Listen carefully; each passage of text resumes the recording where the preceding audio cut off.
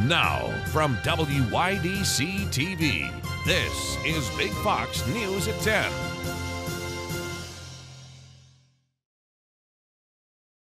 Good evening, I'm Harriet Wallace. Ann has the night off. A Chemung County bus driver is in stable condition with a head injury after a bus crashed into a home. Now, according to Elmira Police, the accident happened when a Jeep blew past a stop sign at the intersection of Euclid Avenue and West Clinton Street and then hit a C-Tran bus that had the right-of-way. The collision caused the bus to veer into the home on the corner of the intersection. The driver of that Jeep was treated on the scene and sent to a local hospital with minor injuries. Well, the process for getting a certification or permit in Pennsylvania is about to get easier. Governor Josh Shapiro signed an executive order making the process more straightforward. Professionals such as nurses and cosmetologists will now receive a date by which they'll hear back about their permit or license. If they do not hear back by this date, applicants will automatically receive a refund on their application fee.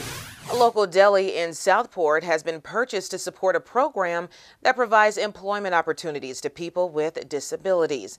AIM Independent Living Center has bought AJ's Deli, according to the organization's Facebook page.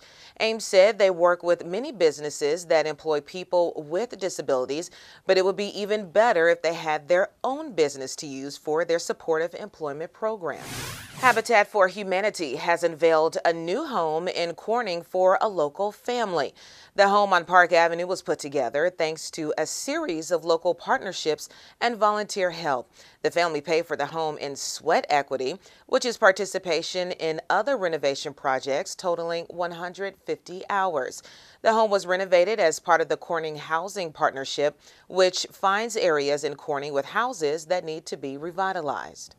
New York Congressman George Santos is stepping away from his House committee assignments as the investigation against him grows.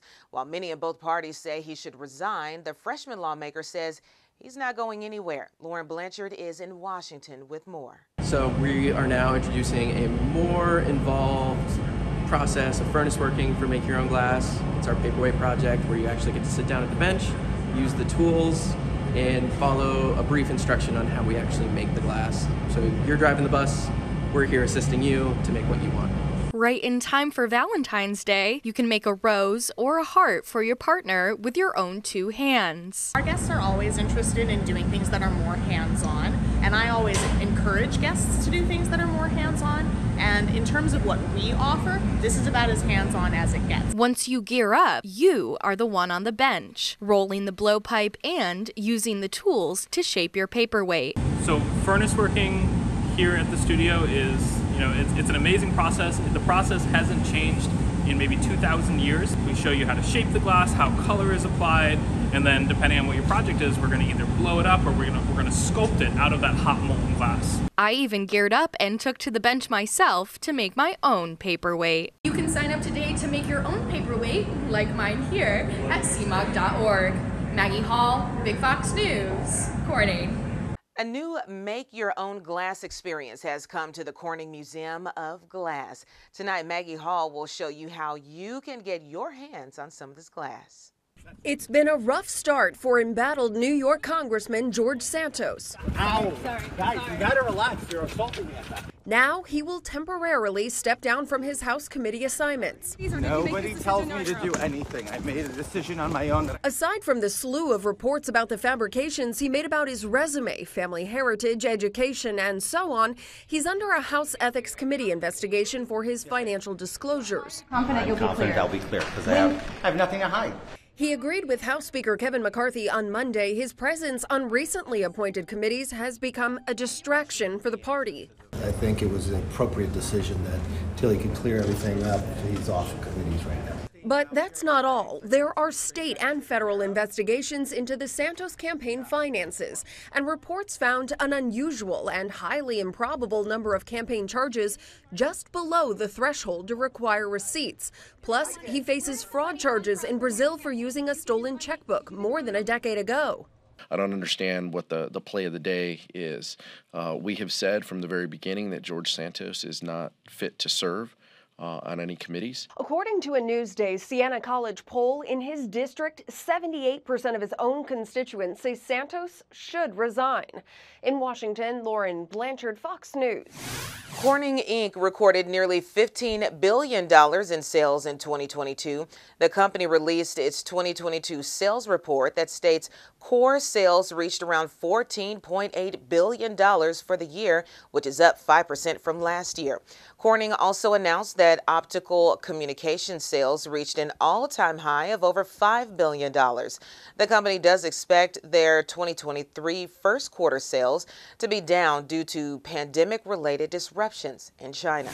And in the wake of the arrest and beating of Tyre Nichols at the hands of Memphis police officers, the Ithaca Police Benevolent Association has released a statement condemning the officers. The statement offers condolences to Nichols' family and friends. It also affirms that the Ithaca PD demands professional respect and humanity from their officers. The full statement can be found on their Facebook page. The House Oversight Committee is teeing off hearings to investigate pandemic relief spending as a new report says billions of dollars were subject to fraud. Madeline Rivera reports. In its first hearing this Congress, the House Oversight Committee is taking aim at federal COVID spending, figuring out how much was lost to waste, fraud, and abuse. We owe it to the American people to get to the bottom of the greatest theft of American taxpayer dollars in history. Congress under the Trump and Biden administrations greenlit about $5 trillion in response to the coronavirus pandemic. The relief measures helped keep many businesses afloat, but the volume of spending also gave fraudsters an opportunity to cash in. It will be a while before the full extent of fraud is known. The federal watchdog overseeing the aid says roughly $5.4 billion may have been paid out to more than 69,000 applicants with potentially invalid Social Security numbers. Getting PPP loans issued as quickly as possible at the outset of the pandemic, based solely on an applicant's self-certification of eligibility, resulted in substantial fraud. Cracking down on what they call wasteful government spending is key for the GOP, who say balancing the budget is one of their priorities. Democrats argue the COVID-19 funds helped save the economy from the brink of collapse. I'm troubled that some of our colleagues seem to want to cherry-pick facts and deploy distorted figures to attack the underlying legitimacy of the programs themselves. More than 1,000 people have pled guilty or have been convicted of defrauding COVID relief programs. In Washington, Madeline Rivera, Fox News. Your complete forecast is next, plus this. It's a butterfly boom. I'm Marianne Rafferty with a look at the growing population of western monarchs. Stunning biologists. That's coming up. Here's your local stock market update from Big Fox.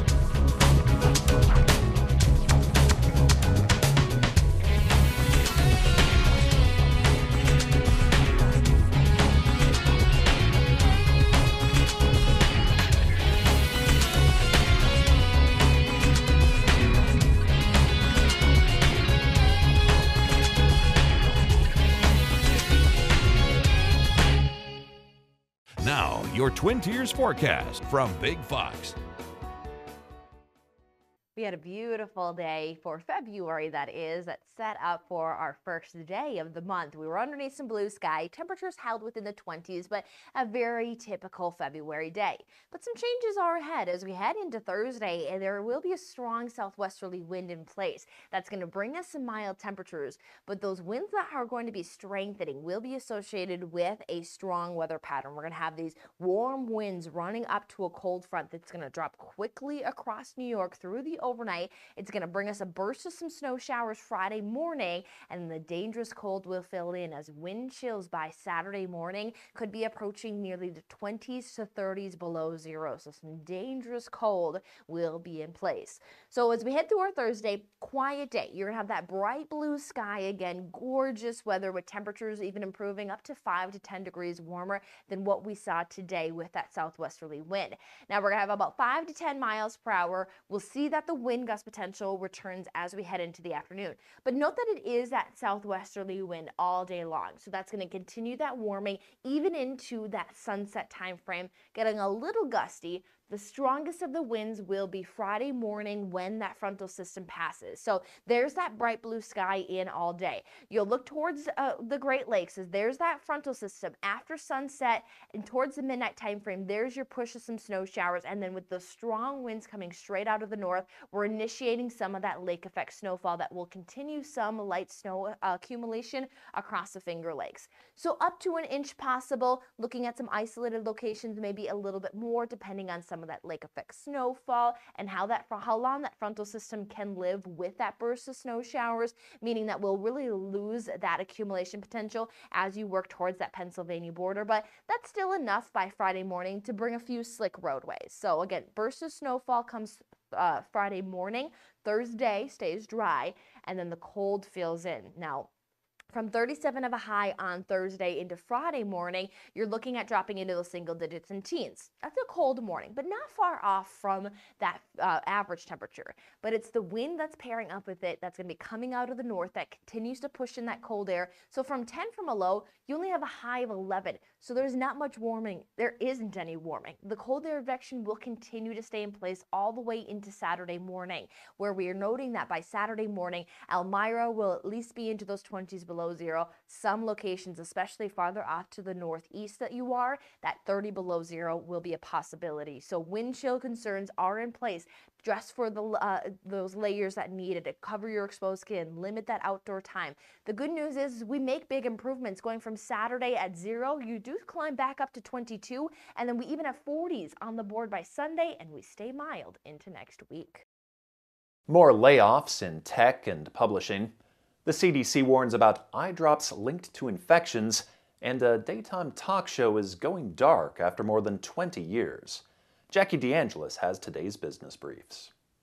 Massive layoffs continue as PayPal announces plans to cut over 2,000 employees. That's about 7% of its workforce. HubSpot also planning to cut its staff by 7% as the company deals with rising inflation and tight budgets. Workers at the publishing giant HarperCollins aren't being spared either as the company announces plans to cut 5% of its staff in the U.S. and Canada.